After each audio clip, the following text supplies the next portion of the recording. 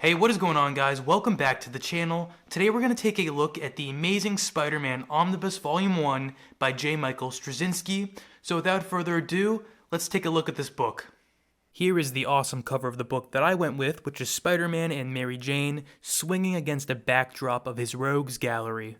Here is the spine of the book. It's a white spine, which I'm not normally the biggest fan of, but I think this one looks pretty nice, and I like the Spider-Man image they decided to go with.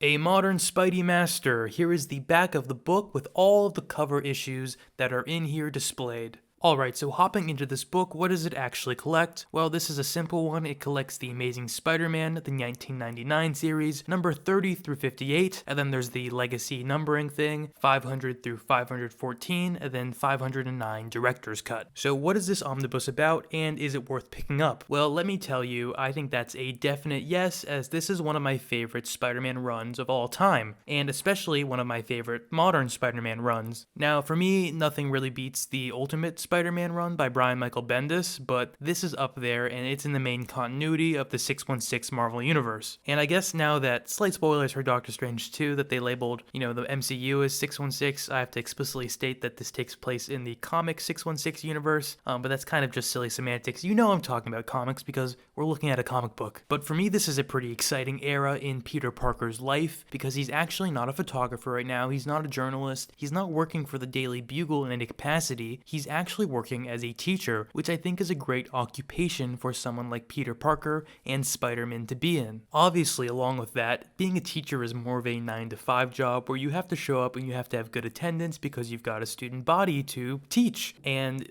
being Spider-Man causes some tension there, so there's even more problems in Peter Parker's personal life, and don't worry, we get our fair share of Parker luck in this story as he kind of goes through it. And he actually really goes through it as Spider-Man too, as he sort of gets wrapped up in this spider totem storyline that deals with kind of multiversal, supernatural stuff in the web of life and destiny and all of this crazy spider lore stuff that they played around with and added and had fun with. And honestly, a lot of it may be retconned or may have been retconning at the time, but I don't really care because it was pretty fun, and personally, Spider-Man's not a character that I'm hyper concerned with them keeping the same background forever. But basically the big antagonist that is associated with that really just beats into Spider-Man over and over again for a long time in the story is Morlun, and basically once he gets physical contact with Spider-Man, he's able to track him down wherever he goes. So it's basically just this non-stop villain who just keeps on coming at Spider-Man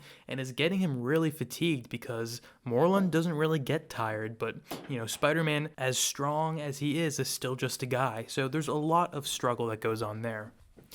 This is also, we get to a point here where there's some Civil War tie-ins in this run, and that is also when Spider-Man gets the Iron Spider suit.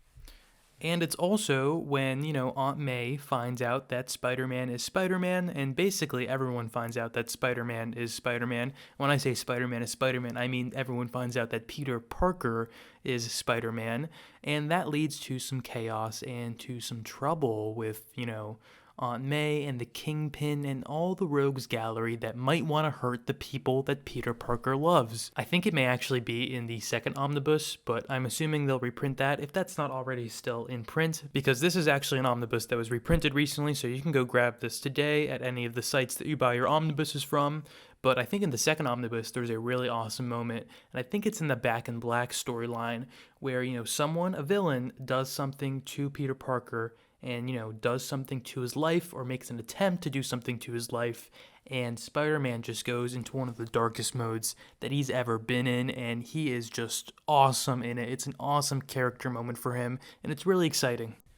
And for those of you who are kind of just interested in, the history of Marvel and the comics in sort of an editorial sense, also worth mentioning that I think J. Michael Straczynski does a pretty good job focusing on the aspects of Mary Jane's character that I like to see explored at times, and she has a pretty prominent role in this book that is nice to see because Peter Parker and Mary Jane are always great together. Obviously, some not so great moments happen later on, with the trajectory of this story between the two, but that's a subject for another time. This also includes an issue that you might enjoy to see, or just enjoy to see how it was presented, I should say, and that's actually the 9/11 issue, where Spider-Man sort of looks around and just takes in all the, catastrophe that has fallen on New York when in the wake of the Twin Towers falling. But guys, let me know if you've read this omnibus, let me know what you think, and let me also know if you're planning on picking up this omnibus. I think this is a fantastic book to pick up if you are a Spider-Man fan and a Peter Parker fan, and I also think this is a fantastic book to pick up if you're somebody who's new to the character and are looking for an introduction that is in the 616 main Marvel comic universe.